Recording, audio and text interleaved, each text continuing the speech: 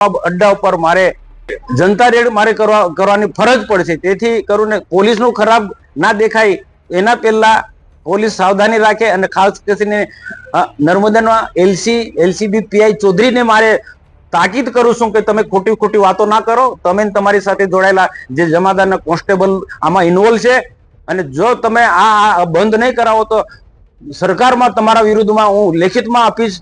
નર્મદા જિલ્લામાં દારૂ જુગારવાળા બન્યા છે બેફામ। કોઈ એમને રોકવા જાય તો આ લોકો તેમની પર હુમલો કરી દે છે। આ શબ્દો સત્તાધારી પક્ષ ભારતીય જનતા પાર્ટીના સાંસદ મનસુખ વસાવાના છે।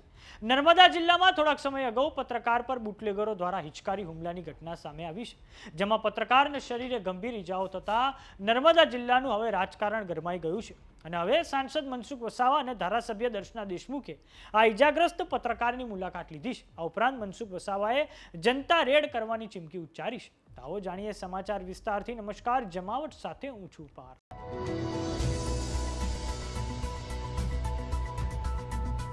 નર્મદા જિલ્લામાંથી એક ચોંકાવનારી ઘટના સામે આવી છે, જેમાં એક પત્રકાર પર બુટલેગર દ્વારા ગંભીર હુમલો કરવામાં આવ્યો છે। શિક્ષાપત્રી સંદેશ ન્યૂઝના રિપોર્ટર ગિરીશ બારિયાએ એક એવા બુટલેગરનો પર્દાફાશ કર્યો હતો જે ખુલ્લેઆમ ઇંગ્લિશ દારૂનું વેચાણ કરી રહ્યો હતો। ત્યારે આ સમગ્ર ઘટનાનો ઘટસ્ફોટ થયા બાદ અદાવત રાખીને કુખ્યાત બુટલેગર મનીષ તડવી, સંજય તડવી, રાકેશ પટેલ અને તેના સાગરીતો સ્કોર્પિયો ગાડી લઈને આવ્યા હતા અને પત્રકાર ગિરીશ બારિયા પર જીવલેણ હુમલો કરી ફરાર થઈ ગયા હતા। ત્યારે સવાલ હવે એ ઊભો થાય છે કે શું ગાંધીના ગુજરાતમાં હવે બુટલેગરોની હિંમત એટલી વધી ગઈ છે કે હવે પત્રકારો પર જાહેરમાં કાયદાનો ડર રાખ્યા વિના હુમલાઓ થઈ રહ્યા છે? શું હવે આવા બુટલેગરોને પોલીસનો કોઈ પણ પ્રકારનો ડર નથી રહ્યો?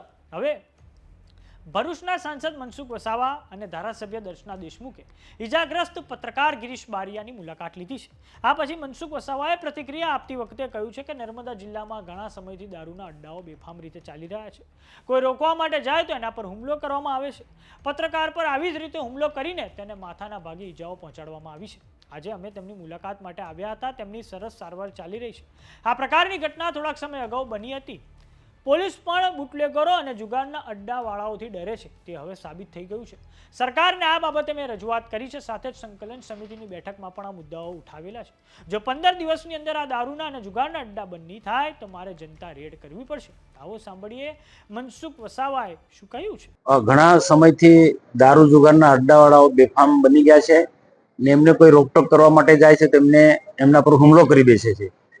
એવી જ ઘટના આપી કીધું તે પ્રકારે એક તિલકવાડાના એક પત્રકાર પર બુટલેગરોએ હુમલો કર્યો અને ગંભીર પ્રકારની એને ઈજા પહોંચાડી છે। માથાના ભાગે પણ ઈજા પહોંચાડી, હોકીના મારથી માર્યો છે।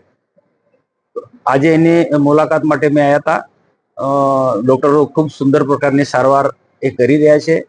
એવી જ ઘટના બીજી ભરૂચ જિલ્લાના ઉમરલાના વાઘપરા ફળિયામાં રહેતા એક રવજીભાઈ કાકા છે, એને તીક્ષ્ણ હથિયારથી માર્યો છે અને એમના છોકરા વિશાલભાઈને પણ સખત માર્યો છે। તલવારો અને ભાલાથી હુમલો કરવા માટે આ લોકો આવ્યા હતા અને દુઃખની વાત છે કે જ્યારે આ પ્રકારનો હુમલો થઈ રહ્યો હતો, લોકોનું ટોળું હતું, એ વખતે પોલીસ વાન આવી તો પોલીસ વાન ગુનેગારોને પકડવા બદલે પોલીસ વાન ભાગી ગઈ। એટલે પોલીસ પણ બુટલેગરો અને જુગારના અડ્ડાવાળાથી ડરે છે સાબિત થાય છે।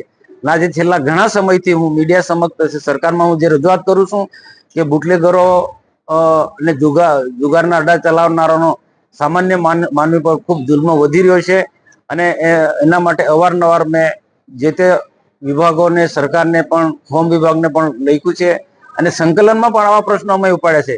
રાજપીપળાના ધારાસભ્ય ડોક્ટર દર્શનાબેન દેશમુખ સાથે પણ અમે જિલ્લાના એસપી ને પણ અમે રજૂઆત કરી હતી અને આવા અડ્ડાવાળાના નામ પણ આપ્યા છે। થોડા ટાઈમ માટે એક્શનમાં આવી પોલીસ, પણ ફરી પાછું 15-20 દિવસ પછી રાબેતા મુજબ એ ચાલુ થઈ જાય છે।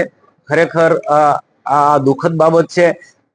અડ્ડાઓ ચલાવવા, જુગારના અડ્ડા ચલાવવા, દારૂના અડ્ડા ચલાવવા ને એમાં કોઈક મીડિયાવાળા લોકો કોઈક માહિતી મેળવવા જાય તો એમના પર ખૂની હુમલો કરવો, આ તો બહુ ખતરનાક બાબત છે।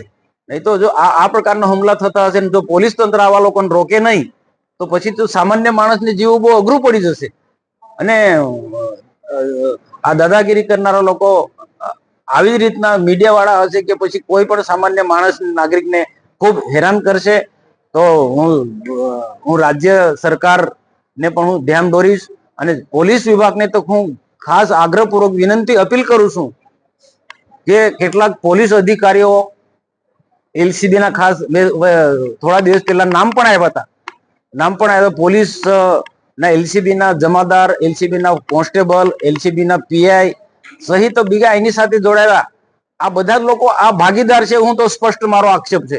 બાકી એમના સહયોગ વગર આ રીતના બુટલેગરો કેવી રીતના એટલા બેફામ બની જાય?